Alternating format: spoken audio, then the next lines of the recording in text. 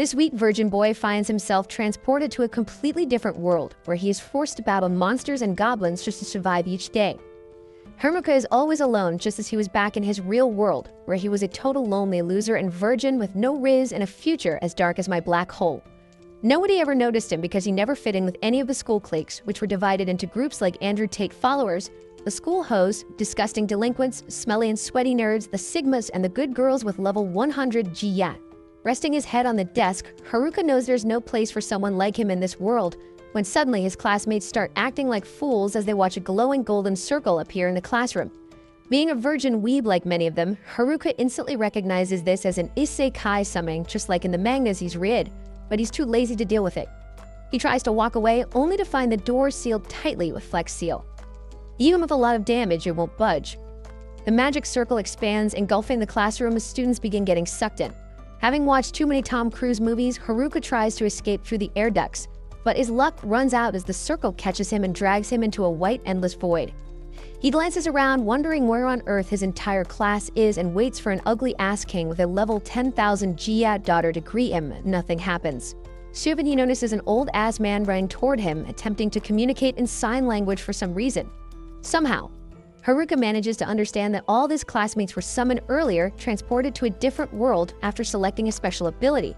The old man informs him that he also needs to pick a skill, but out of the 50 options, 43 have already been taken, leaving no overpowered skills left. Realizing he'll have to settle for a lame-ass skill to survive in this new world, his hopes are dashed further when he sees that even your mom has better abilities than the remaining ones. Frustrated, he shakes the old man like a maraca, demanding he get better skills or learn to count properly, and to stop summoning people if he doesn't have enough abilities. The old man finally snaps, shoving him aside and saying that someone as unlucky as him wouldn't survive even with the best skills. In frustration, he gives Haruka all the leftover abilities and pushes him into the new world. When Haruka turns around, he's stunned to find himself in the middle of a vast forest. Scared and alone, he spots a pouch on the ground and picks it up, discovering it has unlimited carrying capacity.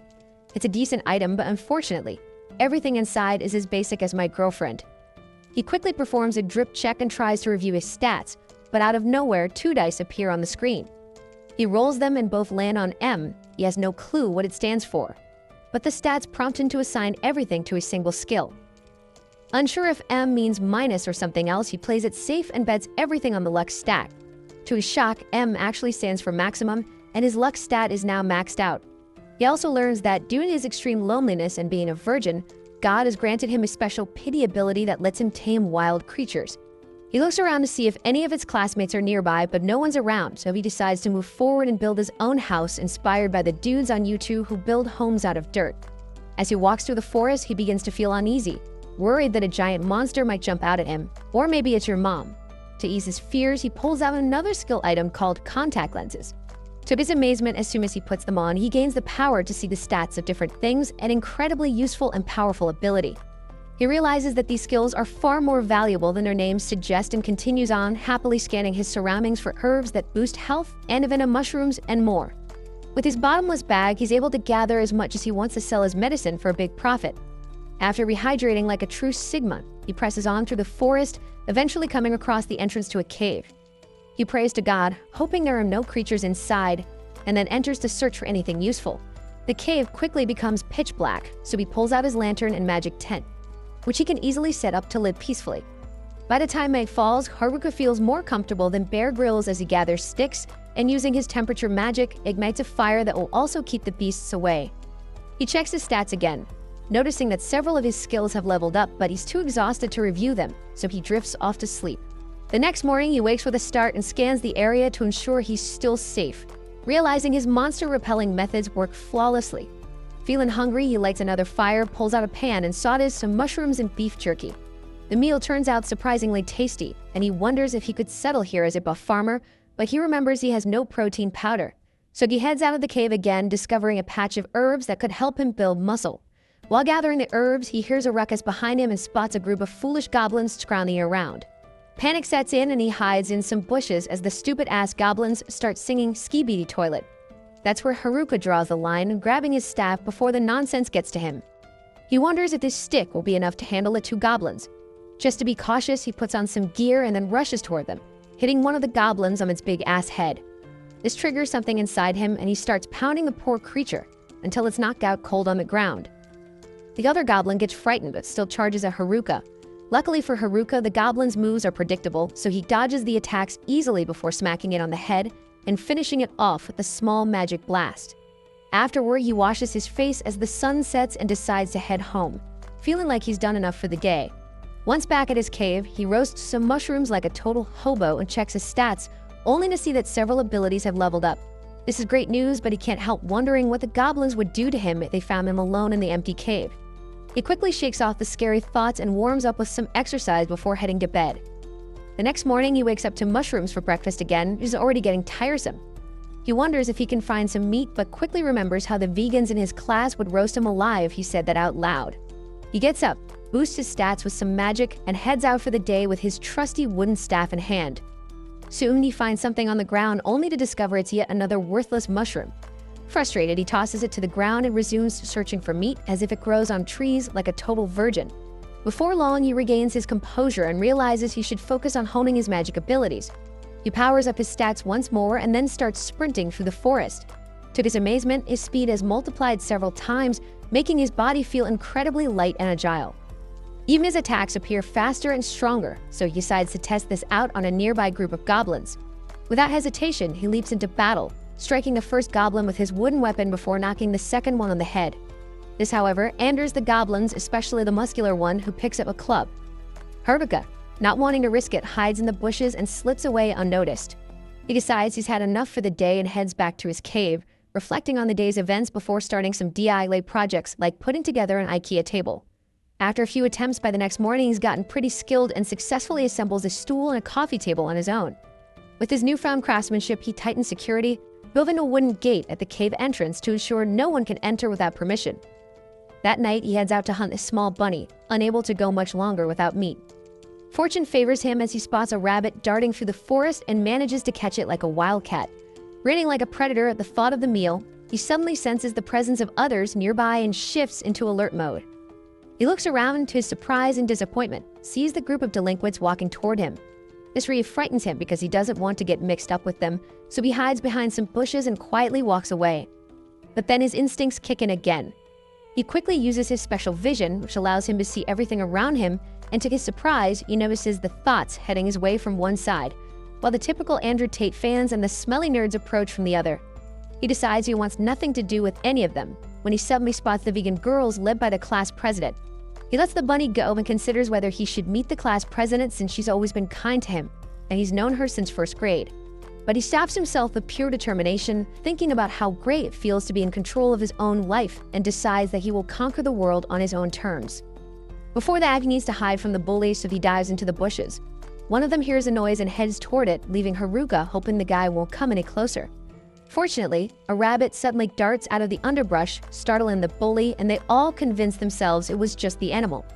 Although Haruka doesn't want to confront them, he stays nearby to eavesdrop. They aren't saying anything important, just the leader talking about the vice class rep's melons, while the others start naming their own favorites.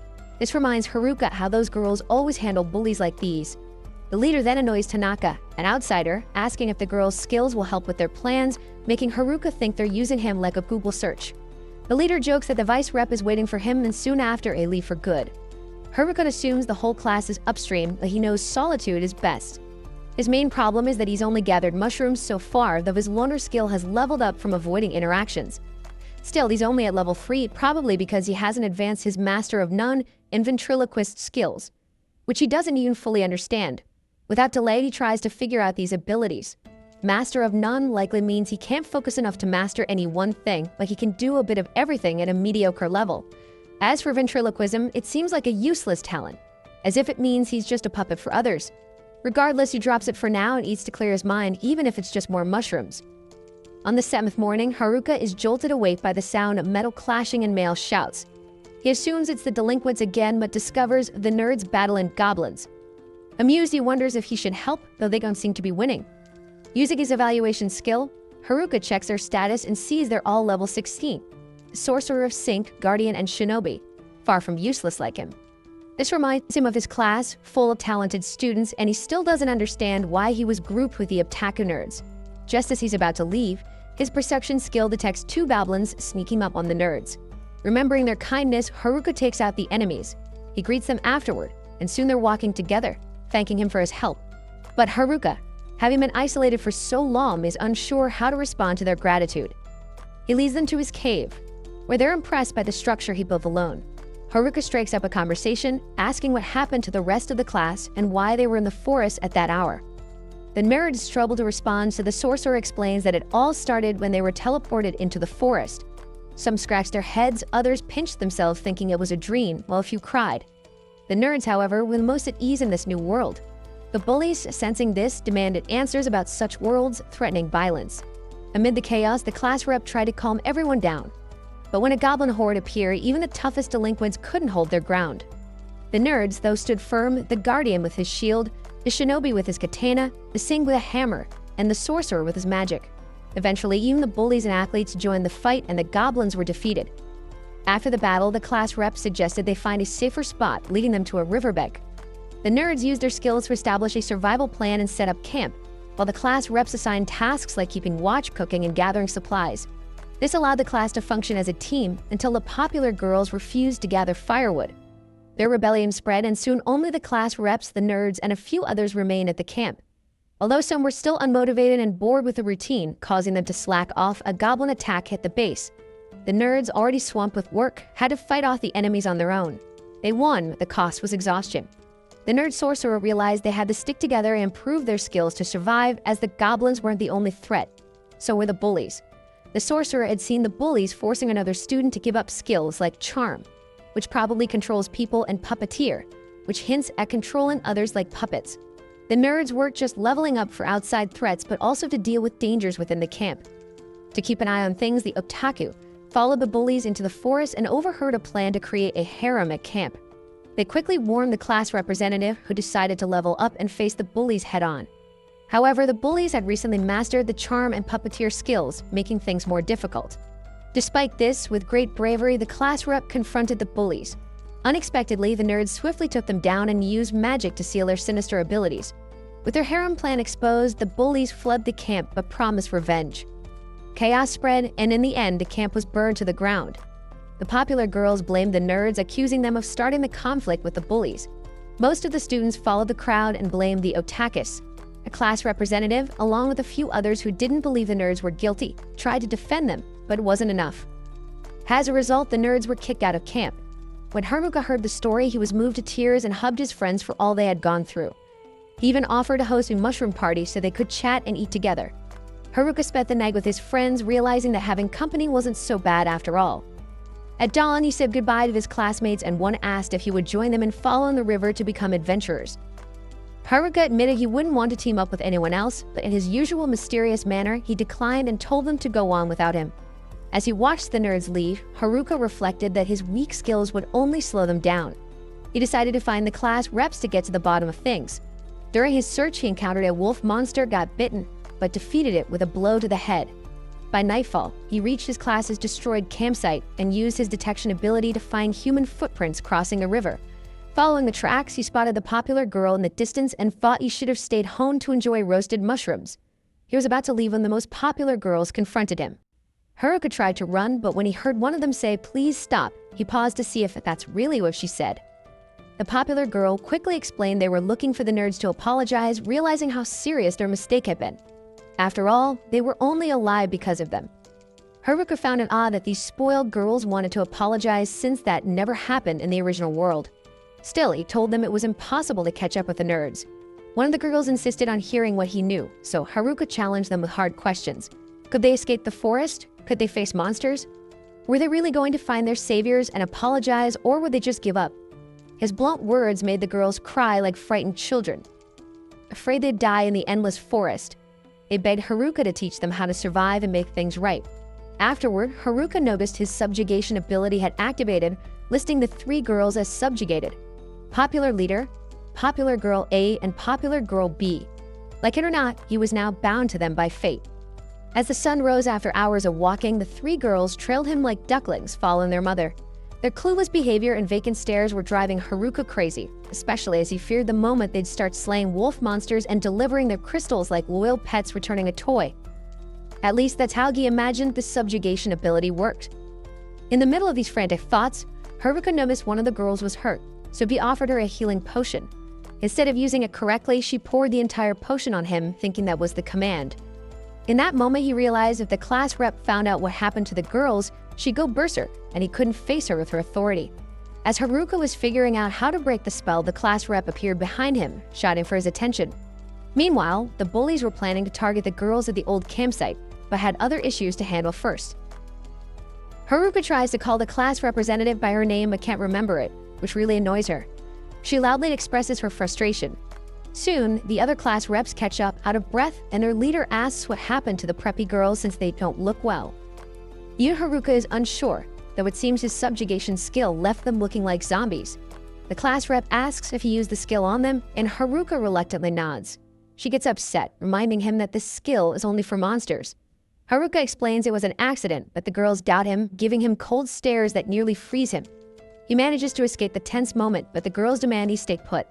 Frustrated, Haruka wonders if this was the quiet life he was promised in this new world. The leader of the reps shakes Shimazaki, the head of the preppy girls, until she snaps out of it. The class rep then calls Haruka back to gather everyone and figure things out.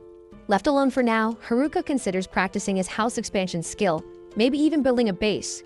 But when he activates the skill, he ends up tragically buried in the ground, with only his neck above the surface. The class rep has to pull Haruka aside so he can explain everything Shimazaki told her. According to Shimazaki, Haruka came to help everyone, prompting the girls to bow in gratitude. Despite this, Haruka says he wants to go home, but the girls scold him, reminding him of his promised help.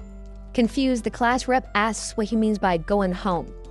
Haruka explains that he built his own house after being thrown into this world. The girls are excited by this revelation, and the leader immediately calls for a new strategy meeting, leaving Haruka out once again. The class rep asks how many people can stay in his house, and Haruka says that by squeezing about 240 could fit, especially if they don't mind using the bathroom and kitchen. The girls are fascinated that his house even has rooms like that, and the leader is shocked it's a mansion in the middle of nowhere. Encouraged by her friends, the leader politely asks if they can stay at his house for the night. Haruka, stunned at the thought of hosting so many girls, can't say no and leads them to his home, using his skills to guide them through the dark. After a long walk, the girls are exhausted, unable to keep up with his fast pace. Once they catch their breath, they realize they've arrived at a mansion in the middle of nowhere. The discovery excites the group of girls more than anything they've experienced in this harsh new world. Haruka finds it odd that the girls seem to like his house even more than the nerds did. It's now time to show them around, and as he points out the bathroom, most of the girls rush ahead to bathe, tossing their clothes in the air as they go. Haruka watches, amazed at how wild they become after their time in the forest. With the house now full, Haruka sets up a tent outside for some privacy. Just as he starts enjoying the solitude, the class leader interrupts to thank him for his support. Since the boys left, the girls have been anxious, but now they're much more relaxed. It's surprising how much a nice room, good food, and a warm bath can lift spirits. Despite this, she confesses that she hasn't led her group well through all the chaos. Haruka reassures her, saying she's done enough even if she can't do what Oda and the others can. He explains that the nerds were built for this kind of situation and knew exactly what to do, while the rest of them are just trying to survive. This comforts her somewhat, though she still wonders if Haruka is the real outlier for being able to build a mansion in the wilderness. Her sharp observation catches him off guard. After wishing him good night, she leaves and the girls finally get to enjoy a proper bath and a good night's sleep. In the mansion, the class rep ends up with the least comfortable spot, but she's content sitting quietly in his corner, while Haruka is lost in thought about the girls and he senses it's going to be a long night. At dawn, a girl apologizes for waking him but tells him breakfast is ready. Startled, Haruka doesn't recognize her and asks for another half hour of sleep. The girl teases that he doesn't seem like he's getting up anytime soon. Feeling awkward, he changes the subject by asking what's for breakfast. She says it's mushrooms and grilled fish, which excites him since he's been eating only mushrooms for days. As they step out of the tent, he accidentally bumps heads with her. She recovers while Haruka skips the apologies and dives straight into the fish. With the first bite, his love for the fish becomes undeniable. The girl, speaking for her group, asks if Haruka lives near a stream. He admits he does, but has only been eating mushrooms because the fish are too quick and smart to catch. Curious, he asks if they have an easier method. The girls show him their technique by using electricity and instantly kill the fish at the river. Amazed, Haruka asks her to do it again, and when she gathers the electricity in her hands, he captures the spell using his packaging skill, applying himself to the river. thrilled, he celebrates catching fish for the first time and to his surprise, discovers he's developed his own electric magic. Using his packaging ability, he can capture any elemental magic and recreate it uniquely. The girl remarks that this seems a bit overpowered and Haruka agrees, saying it's likely a mix of his packaging skill and his master of none ability. He still recalls how he got the worst powers while everyone else received the best, and controlling the electric magic almost made him wet himself with excitement. Later, Haruka meets with the leader of the girls and asks if they decided their next move. She explains they haven't reached a consensus but are likely heading to the city. Haruka assumes they want to catch up with the nerds and they confirm they need to apologize. The leader stresses the importance of leveling up before the journey, which Haruka agrees with and offers to help. The leader thanks him but clarifies their goal isn't to pursue Oda and the other nerds. Haruka feels a bit let down as he would have enjoyed seeing a showdown between the girls and the nerds. Still, they all gather to begin their training. Haruka asks everyone's level, and those in front reveal they're between levels 16 and 21. He's stunned given he's only at level 7. True to his word, he quickly spots 3 kobolds lounging in a nearby bush and asks the girls to handle him since the monsters are only half their level. The girls begin stretching and getting ready for the fight, but when the time comes, they're easily defeated. Haruka criticizes their performance, calling it pathetic, while the girls grumble that no one warned them the creature would bite. Later, instead of enjoying peace in his tent, Haruka watches as the girls gather inside to review the battle. Before long, they leave feeling more confident, except for the purple-haired girl who had woken Haruka earlier. She stays to apologize, explaining she had only been testing him because she was nearly captured during an earlier attack by the boys, leaving her traumatized. She wanted to see if Haruka would hurt them, but he proved otherwise. She adds she'll wake him tomorrow for breakfast. The next morning, Haruka starts his day with fish while the girls train for a rematch with the kobolds. After training, some girls are too exhausted to stand and others fake being sick to avoid fighting, but those who push through manage to defeat the kobolds. After their victory, they treat the creatures like pet dogs. The leader tells Haruka they're ready to head to the city with him, but he never agreed to go.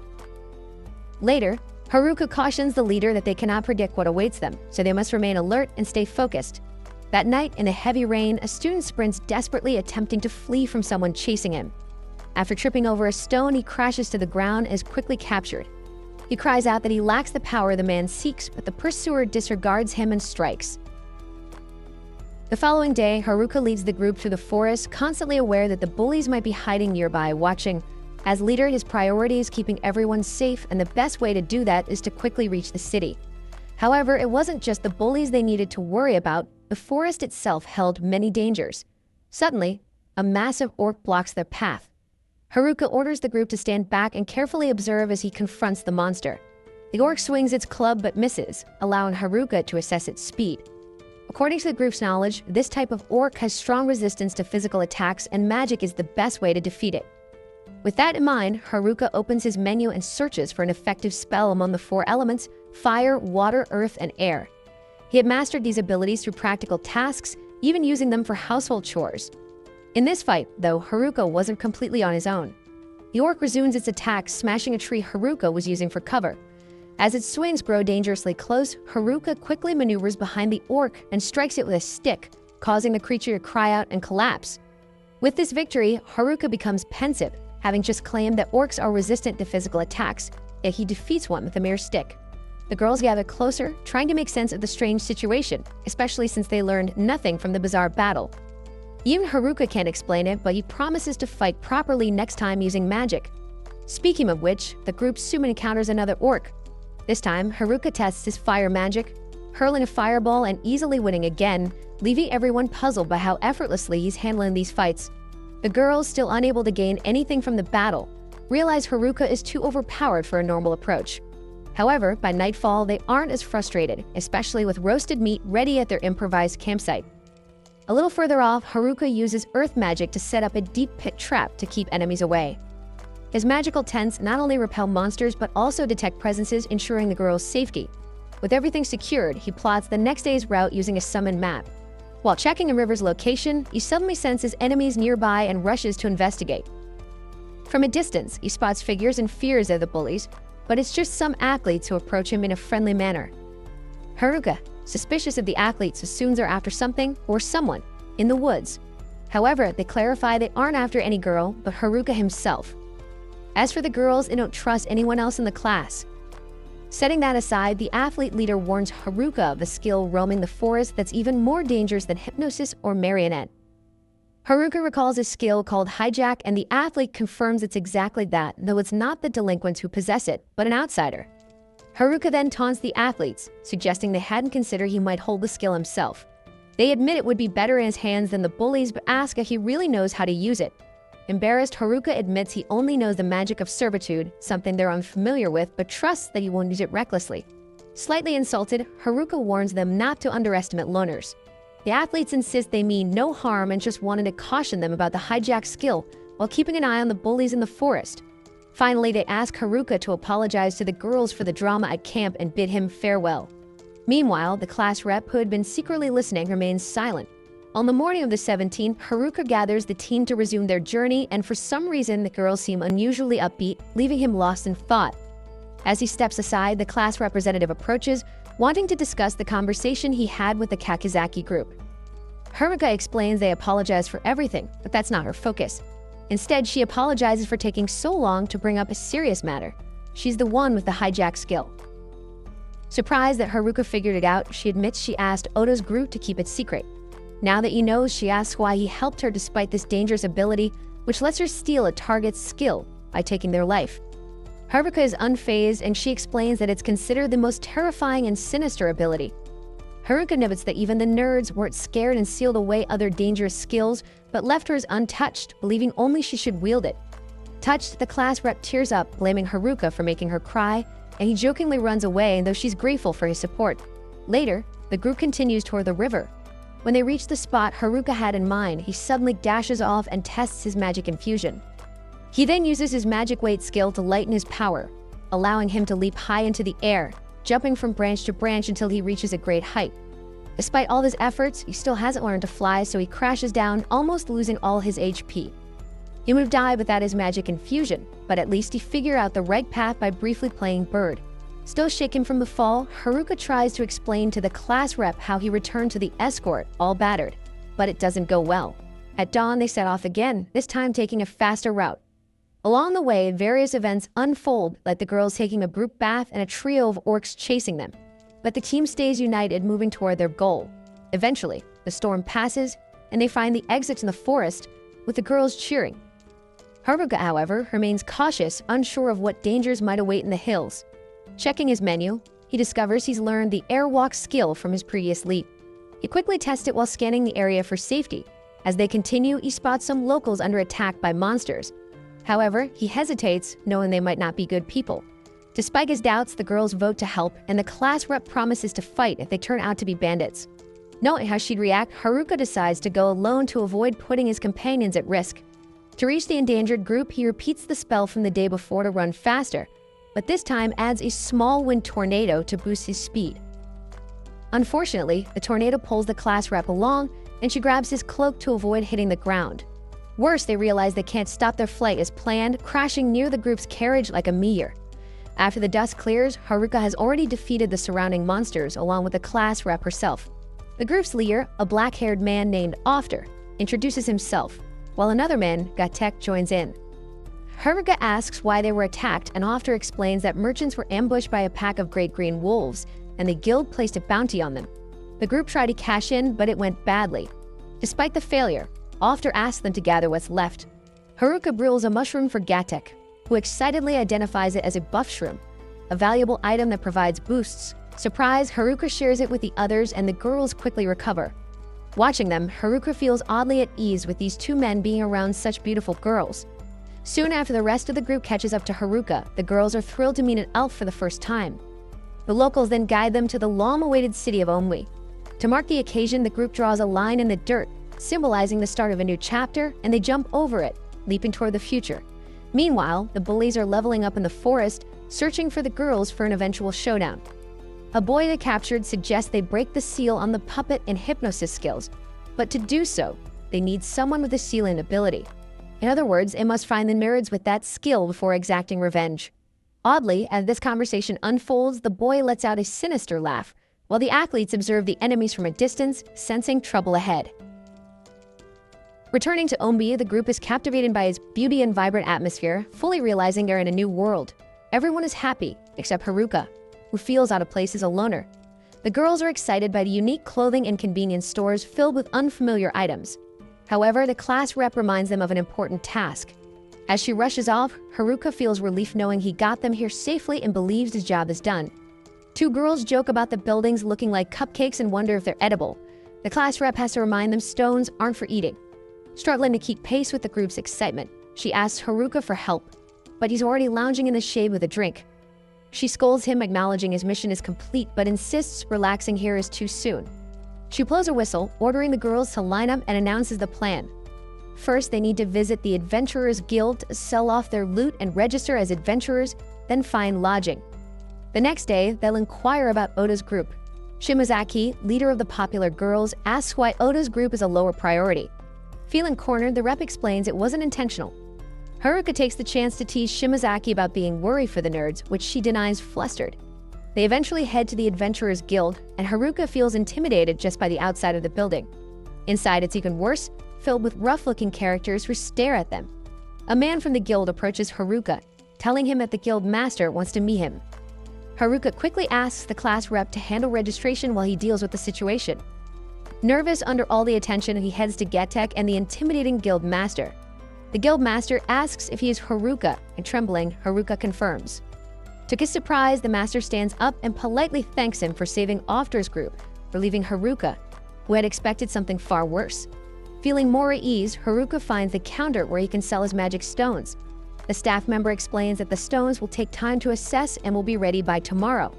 Meanwhile, the girls inform Haruka they completed their registration. Both Ofter and Getek admit they underestimated the girls, never expecting them to be over level 30. Shimazaki nudges Haruka to register, and for once, he's eager to join an official group. Seeing his enthusiasm, the class rep tells Ofter and Getek that Haruka is destined to become an excellent adventurer, as he was the one who got them safely to the city. Haruka begins his registration, but quickly finds out he needs to be at least level 10. He's only level 9. He falls to his knees in desperation, pleading for an exception, but the staff member remains firm, explaining he must also be part of a group. He can only progress solo as an apprentice at level 20 and won't be recognized as a true adventurer until he hits level 30. Crushed, Haruka realizes level 20 is still far off, and his loner skill prevents him from officially joining any group. Seeing his distress, the class rep takes charge of finding lodging, leading the team to a hotel recommended by the guild. Haruka is uneasy about the place, and as they enter, a young receptionist warmly greets them, mentioning the guild had notified her of their arrival.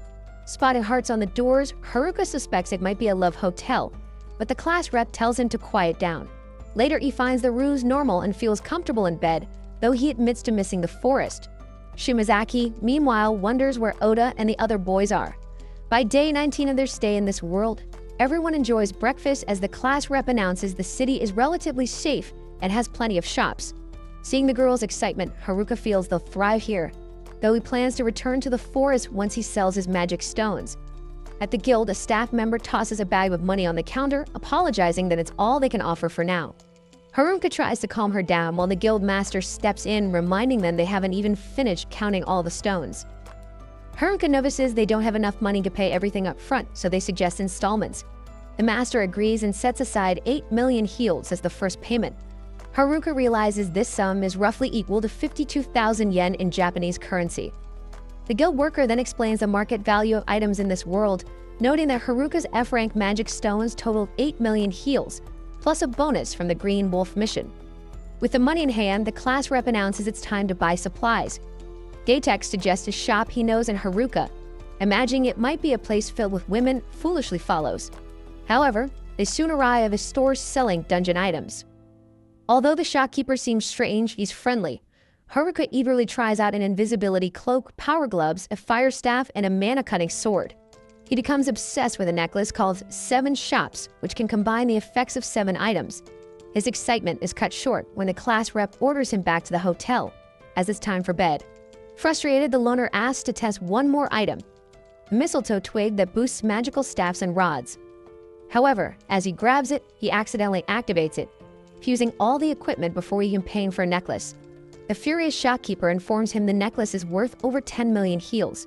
Getek and the class rep try to negotiate a discount, and by the 20th, Haruka is completely broke, but he still has things he wants to buy. Fortunately, the price is reduced to 8 million, but he's left penniless. He can't gather more magic stones to sell since outsiders need a permit to leave the city, and sneaking out with the girls is out of the question. The class rep would never allow it. Realizing city life isn't for him, Haruka decides to return to the forest. Armed with an invisibility cloak fused with his peasant set, he sneaks past his classmates, heading for the city wall.